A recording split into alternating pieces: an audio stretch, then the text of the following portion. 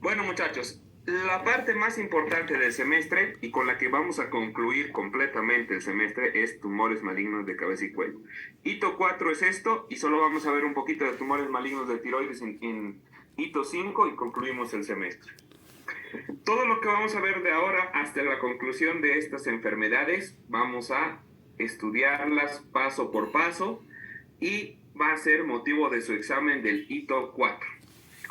Los cánceres, antes de iniciar, muchachos, tenemos que tener en cuenta lo siguiente. Todos los cánceres, cualquiera sea el estrato a nivel de todo nuestro cuerpo, van a producirse por presencia de oncogenes. Estos oncogenes tienen que tener la característica de estar inactivos, es decir, dormidos, y tener algún tipo de gatillante el cual despierte esta celularidad maligna y los transforme en activos para poder esta a su vez producir la lesión inicial que va a ir después en progresión, ¿no? Entonces, teniendo en cuenta estos antecedentes, vamos a ir a lo siguiente.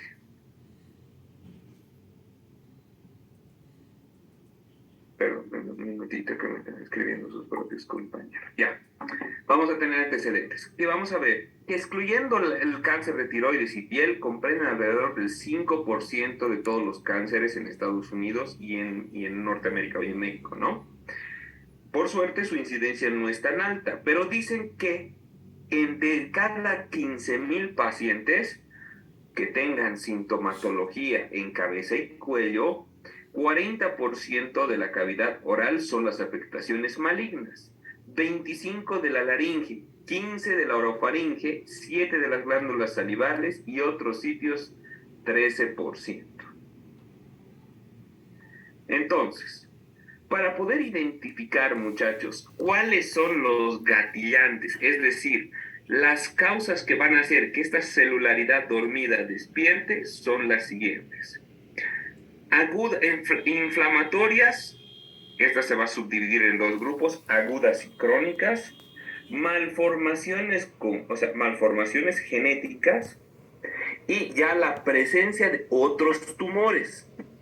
Como estamos hablando de cabeza y cuello, chicos, existen otro tipo de tumores fuera de este lugar o que sean sistémicos como los linfomas y los Hodgkin, no Hodgkin y además los cánceres de sangre, también son gatillantes del despertar de otros oncogenes identificados en la zona que estamos estudiando, que es cabeza y cuello, para que me entiendan, ¿no? Sin embargo, solo vamos a poner otros tumores, ya no vamos a dividirlos en benignos y malignos. Entrando a la primera, ¿qué inflamación aguda puede despertar estos oncogenes dormidos? Como su nombre lo dice, inflamaciones de tejidos blandos superficiales. Esto puede ser piel, grasa, músculo.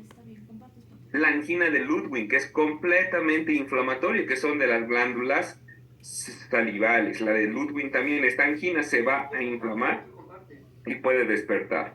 Linfadenitis, esta puede ser tanto inguinal, cervical, axilar, retroauriolar, occipital, etc. El virus, conocido como mononucleosis o la enfermedad del beso, también puede realizarse. Por suerte, muchachos, como habíamos visto en la epidemiología, el porcentaje de tener un cáncer maligno de cabeza y cuello es mínimo, es pequeñísimo. Estamos hablando, si de cada 15,000 podemos tener sintomatología del 0.3, 0.1%. Si eso lo maximizamos a un universo total, que son toda la población mundial, el porcentaje que nos da algún tipo de estos tumores es el 0.00004, ¿entienden?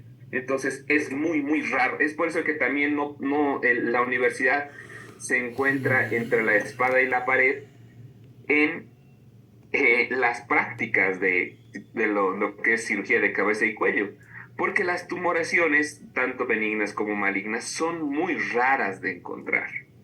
Ese es el gran problema, ¿listo? En las inflamaciones crónicas, muchachos, tenemos que tener en cuenta que la linfadenitis o inflamación de la linfa o de los ganglios, en otra palabra, de forma crónica o recurrente, también puede producir tuberculosis, sarcoidosis, enfermedades inmunodeficientes como el SIDA e incluso infectocontagiosas como la sífilis. Si llega a cronificarse, como dice la subclasificación, esta va a producir que estas células despierten. Algunas otras enfermedades inmunológicas, neoplásicas, como ya vamos a ver más abajo, y metabólicas también pueden producir eso. ¿En qué ejemplo podemos tener? Inmunológicas, cuando hay alteraciones en lo que es la cascada de coagulación, como la enfermedad de Ehlers-Danlos o John Hahnemann puede ser. Enfermedades metabólicas como la diabetes también puede darles, ¿no? Enfermedades metabólicas como la vasculitis también puede producir. Pueden ser enfermedades tan complejas como las que acabo de nombrar, como enfermedades tan simples como inflamaciones de las glándulas tiroideas y salivales. ¿Y cómo se va a producir eso, doctor? Normalmente la inflamación de glándulas salivales se va a dar por virus o por traumas directos. Y si estos no tienen un tratamiento adecuado y llegan a cronificarse, pueden despertar estas células malignas. De igual forma, la tiroides con golpes hacen quistes que pueden ser de característica inflamatoria. Estas, a su vez, si se cronifican, también pueden despertar este tipo de tumores o celularidad dormida maligna. Creo que redundar es indicarles sobre lo que es las malformaciones congénitas, ¿no? Ya tenemos el laringocele, el teratoma, el Klippel-Feil, las fístulas cervicales. Todas esas son malformaciones que se forman dentro del útero de la madre cuando estamos en el desarrollo embrionario, ¿sí? Y estas pueden producir el despertar celular. En tumores, ya redundar con tumores benignos, ya hemos hablado todo el hito 3 de ellos, así que no lo vamos a volver a tomar. Sabemos que cualquier ejemplo de lo que ya hemos estudiado puede producir. Y en tumores malignos solo vamos a decir que cualquier tumoración fuera de cabeza y cuello maligna, también por metástasis, puede producir el despertar de cánceres malignos en nuestra región estudiada, que es cabeza y cuello. Etiología, muchachos, creo que está todo entendido, ¿o hay alguna duda hasta aquí? ¿Qué dicen, chicos? ¿Todo bien? Sí, doctor. Sí, doctor. Perfecto. Vamos a continuar. Aquí vamos a hacer una subclasificación, pero para hacer recuerdo de nuestra anatomía. Permítanme, por favor, 30 segundos.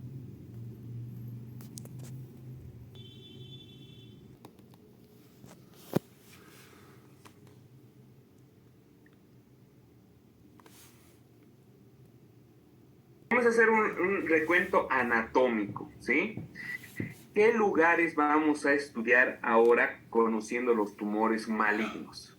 La región submentoniana, submaxilar, retroauricular, preauricular. ¿Por qué les digo esto, chicos? Porque es importante recordar esas estructuras, porque los ganglios que van a encontrarse en estos lugares no es que van a ser los que van a ser el asilo de los tumores malignos, pero como son ganglios conectados por linfa que va desde lo que es el cuello hasta la punta más alta de la cabeza, estos van a ser los conductores de la metástasis.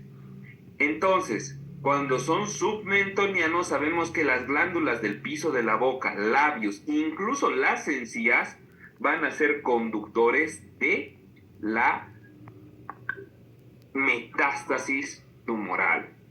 Hablando de los ganglios submaxilares, ahí tenemos las glándulas salivales submaxilares, el glosopalatino, el trígono retromolar, retroauriculares, que son los que más nos afectan cuando somos niños y nos dan algún tipo de inflamaciones, que son los ganglios que están por delante de la oreja y detrás de la oreja o por debajo de la lúgula, ¿no es cierto? Entonces, este es el que tenemos que revisar.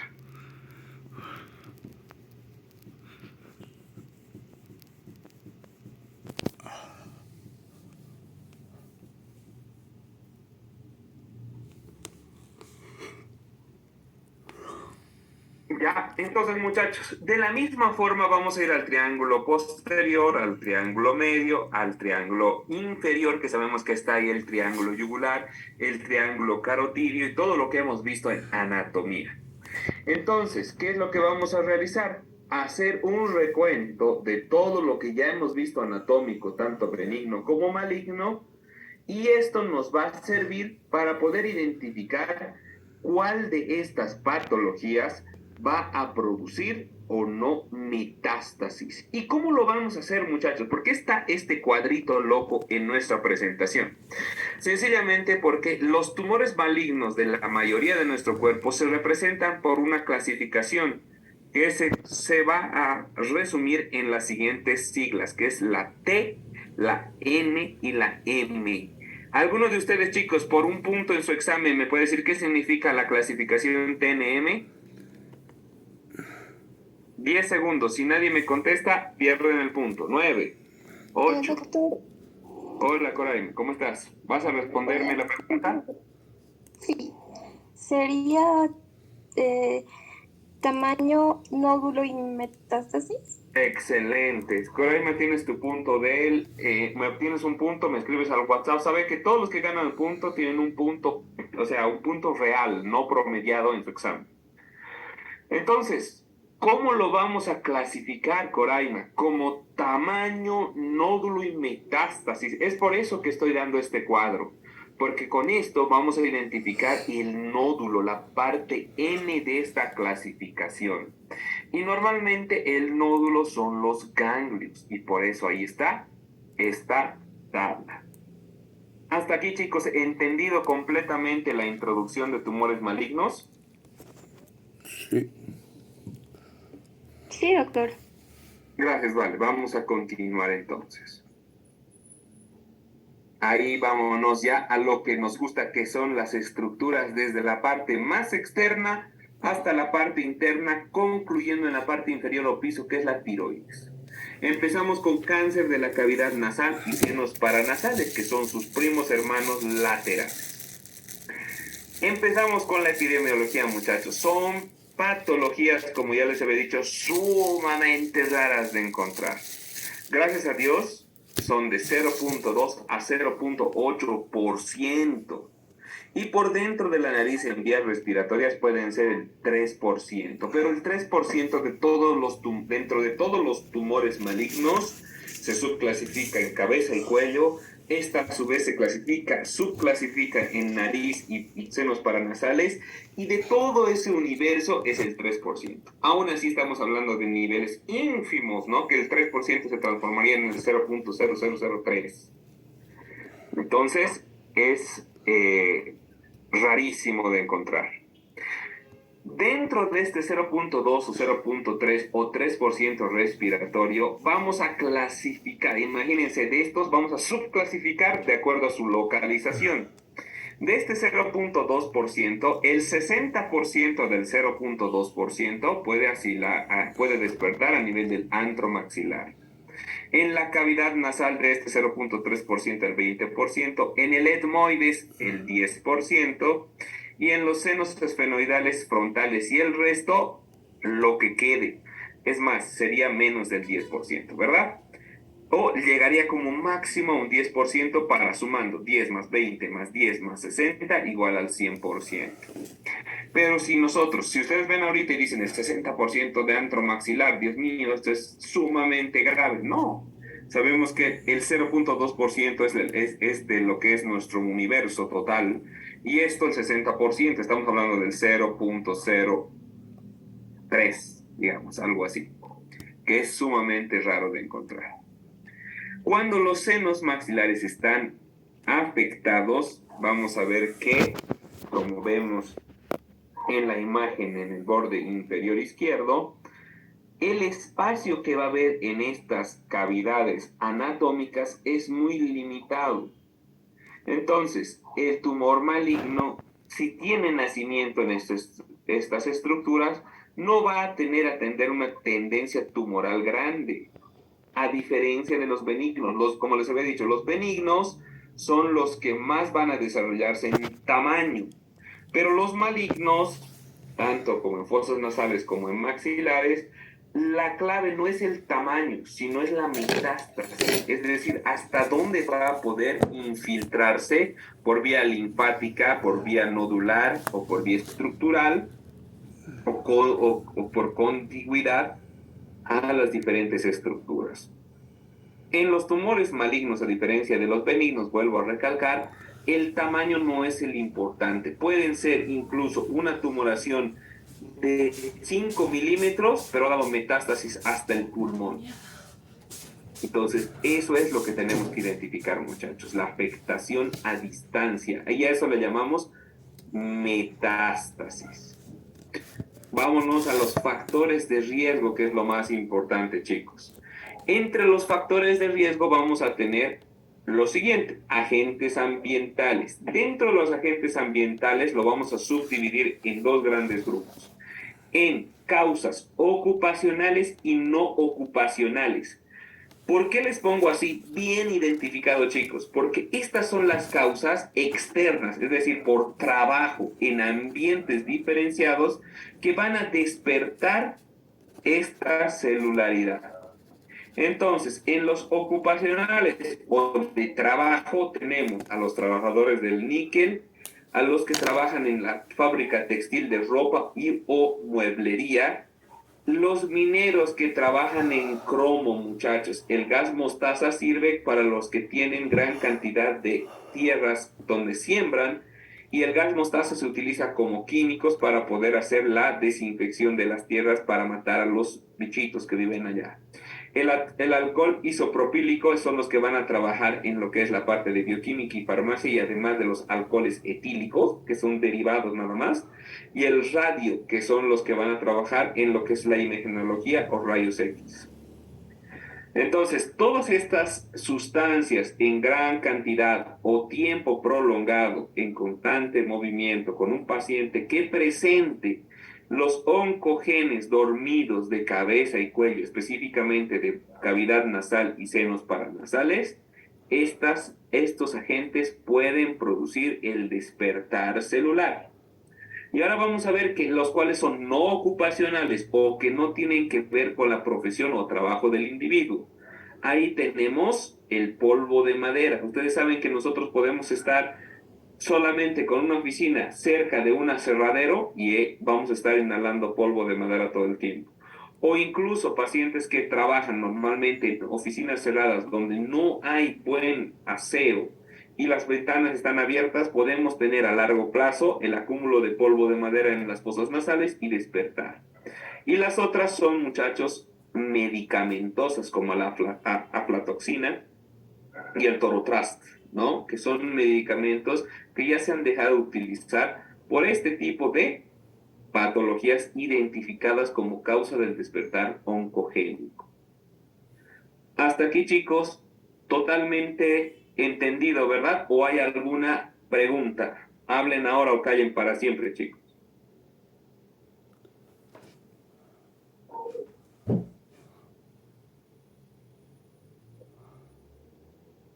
Sí, doctor, entendí.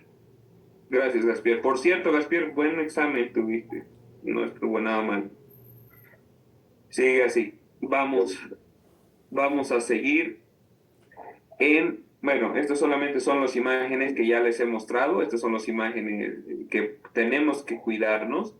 Pero recuerden, muchachos, no por cargar su auto es que van a tener cáncer, ¿no? Tendrían que estar ahí en constante lesión inhalatoria, como las personas que trabajan en las bombas de gasolina para poder tener, como ser mineros o trabajar en la parte textil, etcétera, etcétera, ¿no? Es importante también los peleteros, los que trabajan en cuero, muchachos, son los que normalmente tienen el nivel nasal los cánceres malignos. Y después vamos a ver otros tipos de alteraciones cromosómicas propiamente dichos, chicos. Ahí está el HPV o BPH, como quieran decirlo en español o inglés. El virus del papiloma, muchachos, no solamente esta imagen, obviamente, se la hace para que ustedes tengan mayor cambio. Pero recuerden que 90% de los hombres, el virus del papiloma humano, no presentamos lesiones. Los varones somos asintomáticos, somos portadores asintomáticos.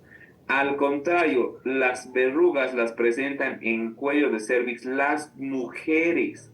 Ellas sí presentan las verrugas. Y esto se va a dar por contagio de relaciones sexuales. Pero esta imagen la vamos a retirar porque no, los varones somos portadores asintomáticos. Nosotros podemos contagiar a las mujeres con este virus, pero no mostramos lesiones, ¿sí?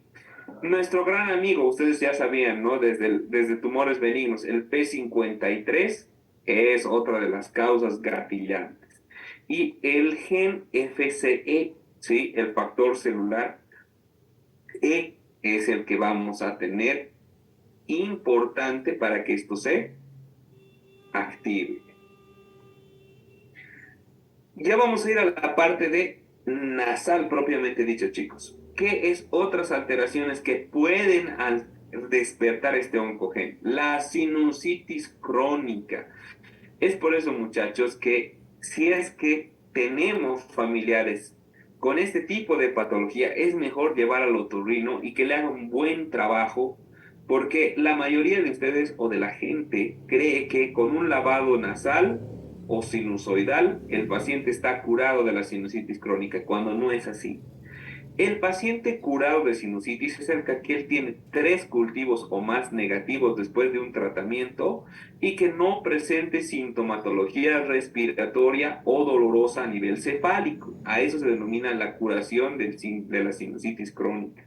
Si este no presenta estas características, la sinusitis continúa y esta puede ser el despertar de estas células dormidas. De todas maneras, muchachos, también hay oncogenes prediseñados que pueden despertar. Entre ellos está la CEMIC y el RAS. ¿Sí?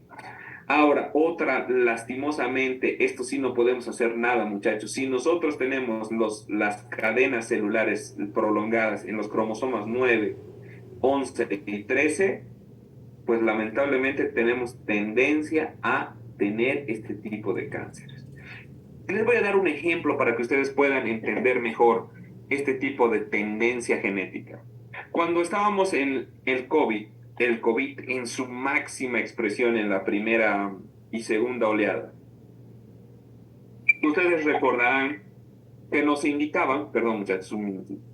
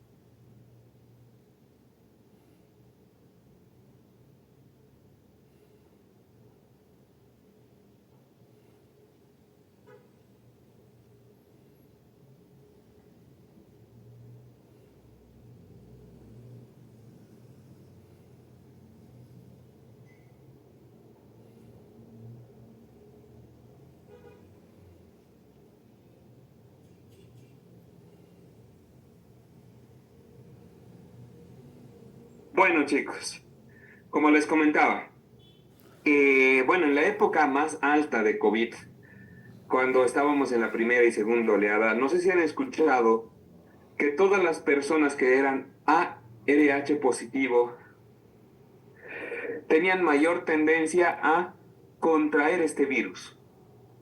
Luego se modificó y decían que no era a contraer el virus, sino que podían complicarse de mayor forma o mayor proporción que otras personas que no tenían ese grupo sanguíneo. ¿Han escuchado sobre eso? Sí, doctor. Entonces, vale, no era esa tendencia, entre comillas, sino era que tenían alteraciones. O sea, nosotros para poder tener grupos son aglutinaciones de sangre nada más. Pero dentro de los cromosomas de las personas ARH positivas, tienen alelos más largos, o sea, cadenas cromosómicas, tanto pueden ser en las 5, 4, 3 cadenas pesadas o ligeras, que puedan tener mayor tendencia a no tener un sistema inmunológico adecuado para la defensa de este virus. Entonces, eso era lo que se ha estudiado después. Sin embargo, se han dado cuenta que a la administración de vacunas, estos alelos se reforzaban y podían tener un sistema inmunológico competente para poder limitar la invasión del virus. De la misma forma, muchachos, es lo que acabo de hablar con los cromosomas o alelos largos y cortos del cromosoma 9 y 11, además del 13, que en este caso no son del COVID, pero sí son de los cánceres malignos, o sea, los oncogenes dormidos de los cánceres a nivel nasal. No sé si han entendido esta comparativa, muchachos, para poder tener mejor comprensión o cabe la duda en algo.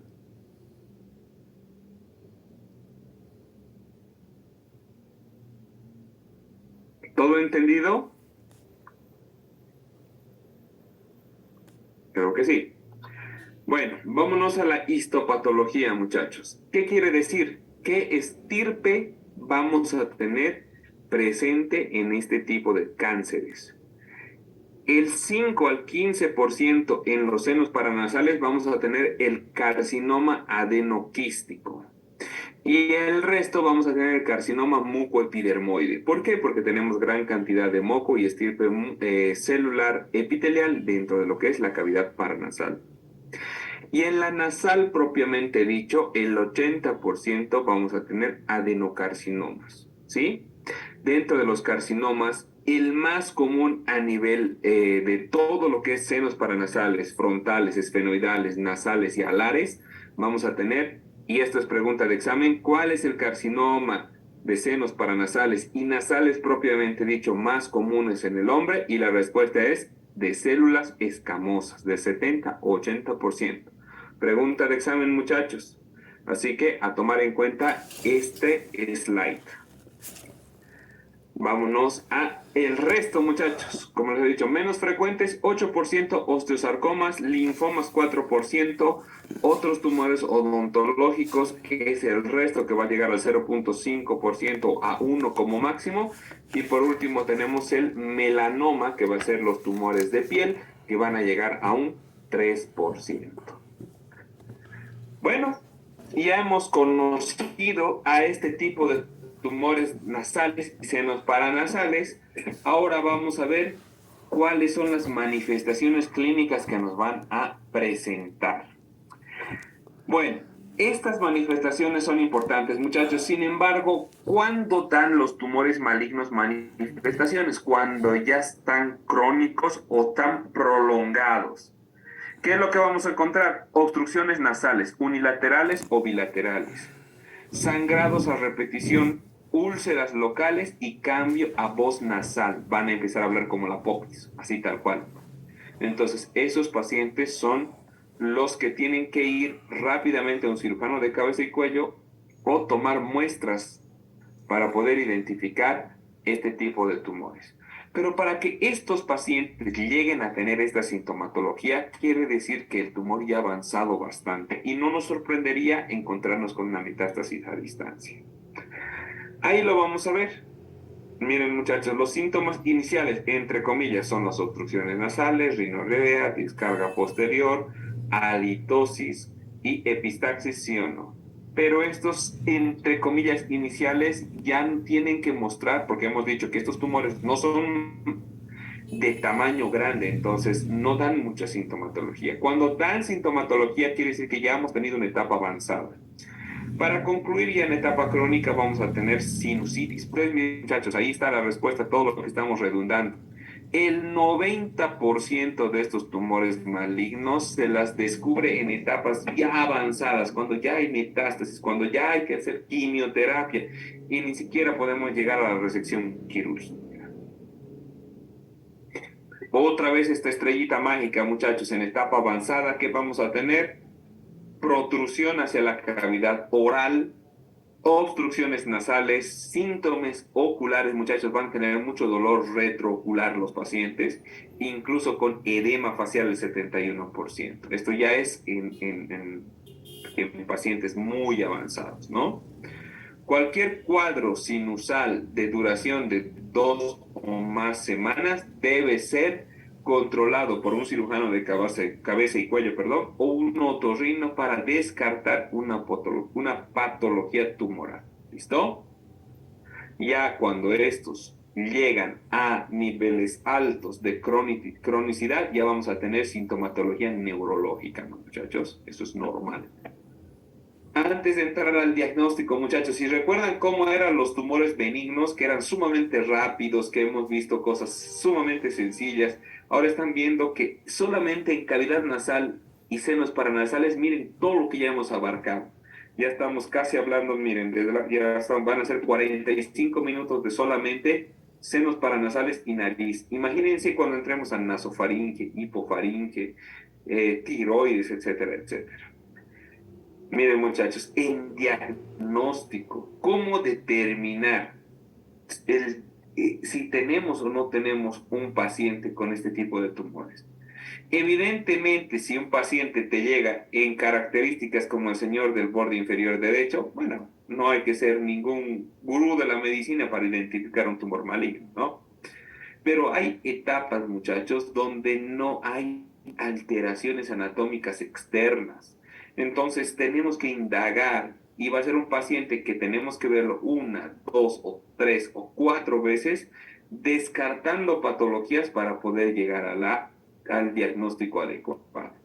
Entonces, ¿qué tenemos que ver? Identificar que hay asimetría facial, como verán, ¿ve? Hay una fosa nasal más grande que la otra, o hay una tracción. Normalmente los tumores malignos miran la lesión, como ustedes están viendo acá, está viendo hacia abajo, algo hay en esta estructura, o puede ser que esté en la ala de la nariz donde tenemos que ver.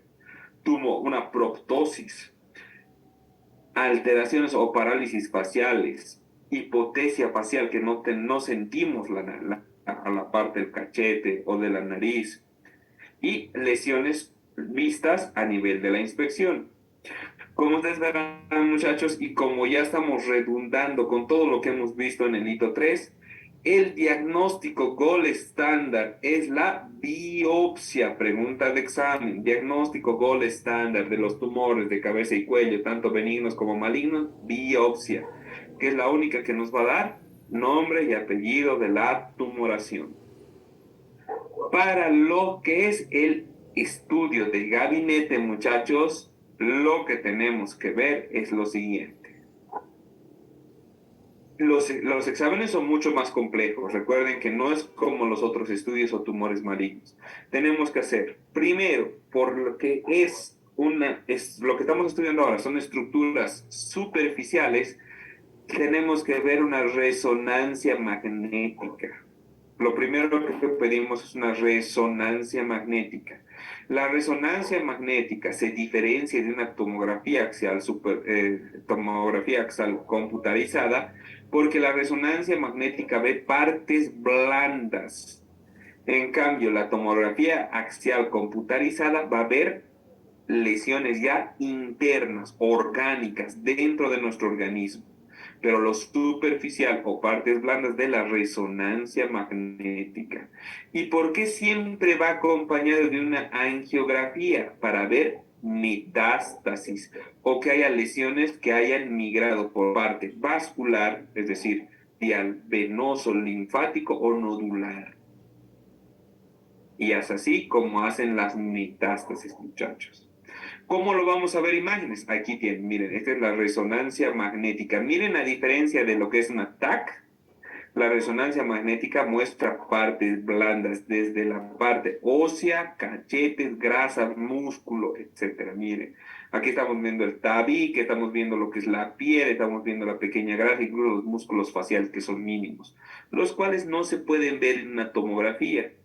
Y la angiografía nos va a ver la parte vascular. Miren, aquí está todo por donde están pasando las venas, arterias y linfas.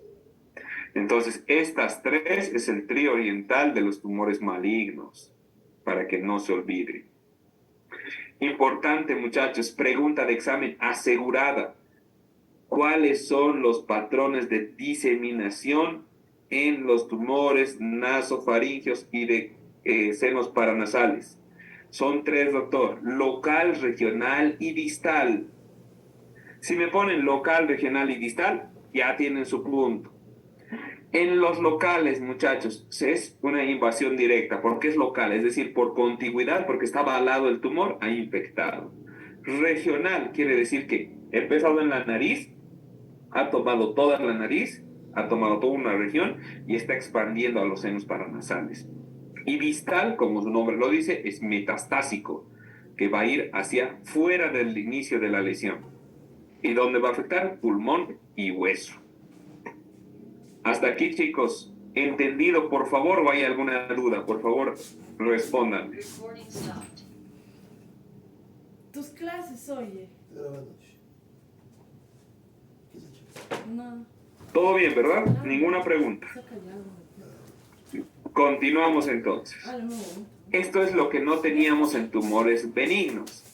La estadificación TNM. En los tumores de tabique nasal vamos a tener los siguientes. No todos tienen TNM. Algunos solo tienen T, otros tienen T y M, otros tienen N y M, etc. Los tabiques vamos a tener la clasificación de T o tumoral, que son tumores de tamaño mayor, o sea, T viene de tamaño mayor a 1 centímetro. T2, más o menos 1 centímetro, pero de forma bilateral. T3, invasión a otras estructuras como el hueso cartílago. Y T4, invasión cutánea y a la pirámide nasal. Esto estamos hablando de los de tabique nasal. Ahora vámonos a lo de la cavidad nasal. T1, limitado a la mucosa. T2, que invade estructuras vecinas pero sin afectación del tabique. Y el T3, masivo, que extiende hasta la órbita, senos, incluso puede llegar a nasofaringe o hacerse más profundo.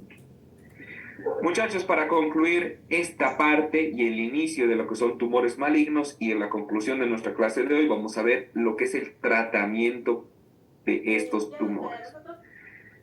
Miren, muchachos, aquí hay dos partes importantes. Si la metástasis es ya a distancia, hay que hacer quimioterapia. Pero sí se puede hacer una resección quirúrgica. ¿Por qué? Porque la cavidad nasal y senos paranasales están externos, entonces sí podemos extraerlos. Entonces, a veces tenemos la posibilidad de resecar de forma total el tumor, pero sin presencia de metástasis a distancia. Si hay metástasis a distancia, es mejor hacer la quimioterapia. Ahora, muchachos, de esta cirugía quirúrgica, que es la maxilectomía o resección nasal completa, ¿qué complicaciones podemos tener? Sangrados, infecciones, necrosis de los colgajos, porque una vez que saquemos todo eso, cirugía plástica tiene que ingresar y reconstruir la nariz. Pero eso no es lo peor, miren, muchachos. Las fístulas del líquido cefalorraquídeo, estas son de muerte, son terribles. Los pacientes tienen una vida muy, muy, muy cruda. Las meningitis y el neumoencéfalo son pacientes que pueden sufrir muchísimo antes de llegar a la muerte. En caso de que ya no pueda ser reseccionado por completo y haya metástasis, podemos ir a la radioterapia localizada. Ahí tenemos para tratamiento paliativo, cuando ya la lesión no puede extraerse. Entonces, ¿qué tenemos que hacer? Disminuir el tumor. La tumoración debe disminuir. Ahí vamos a poner la radioterapia. Así como hemos visto en este señor. Miren, a este señor hay que hacerle radioterapia. Entonces, una vez que hacemos la radioterapia, tenemos que ver qué complicaciones tenemos. la lesión o queratitis, lesiones como cataratas, amaurosis o quemaduras de radioterapia en nivel ocular y la necrosis de tejidos blancos, ¿no? Pronóstico, muchachos, igual pregunta de examen y con eso concluimos la clase de hoy. Si tenemos un carcinoma escamocelular, lamentablemente tenemos un riesgo de que el paciente pueda recaer del 20 al 50%, incluso que hayamos reseccionado toda la lesión. Carcinoma de tabique nasal, hasta un 70%. Pero muchachos, de seno etmoidal, recuerden que el etmoides no lo podemos extraer, porque si sabemos el etmoides, pues toda la base craneal está destruida y el paciente muere. Entonces, el tratamiento radioterapia puede tener una recurrencia hasta del 90%, ¿no? Y la recurrencia local quiere decir que después de haber extraído en ese mismo lugar vuelva a salir este tumor, es del 40 al 60%. Como ustedes, muchachos, verán, estos tumores son sumamente agresivos, el tratamiento prácticamente es nulo, el paciente tiene muy poca actividad y probabilidad de muerte, entonces tenemos que tener mucho cuidado en su diagnóstico. Hasta aquí, chicos, nos vamos a quedar el día de hoy. En la próxima clase vemos cánceres nasofaringes, que ya es un poquito más larga todavía. Así que, por favor, todo lo que hemos visto hoy, a estudiarlo, porque no vamos a subir grabación, porque no he grabado la clase, porque éramos muy poquitos alumnos y la mitad de la clase no vino el día de hoy. Bueno, chicos, cualquier otra cosa se comunican conmigo. Saben que yo estoy para apoyarlos. Sé que muchos de ustedes, de seguro de la mayoría de los que no están presentes hoy, me han escrito al mediodía para hacer la clase virtual. Yo siempre los voy a apoyar. Si me dicen con tiempo, no hay problema, podemos hacerla virtual cuando ustedes gusten. Si quieren una clase de apoyo, también la podemos hacer. Pero por favor, con tiempo nos podemos organizar. ¿Listo? Cualquier consulta me avisan con anticipación. Que tengan buen fin de semana y me despido. Hasta luego, doctor. Chao, chicos.